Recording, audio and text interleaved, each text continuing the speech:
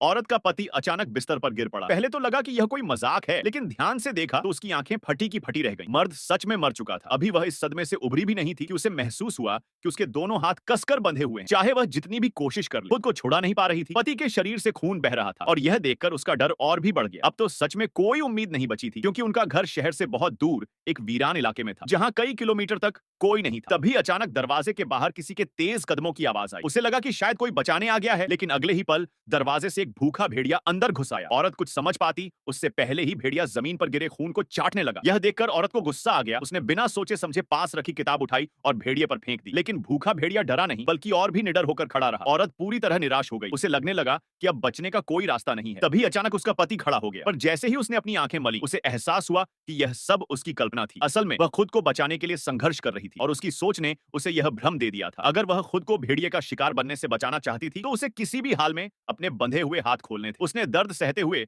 अपनी पूरी ताकत लगाई और एक हाथ को आजाद कर लिया। फिर बिना रुके दूसरी तरफ की लकड़ी भी तोड़ दी। आखिरकार खतरा टल गया और वह अपनी जान बचाने में कामयाब रही।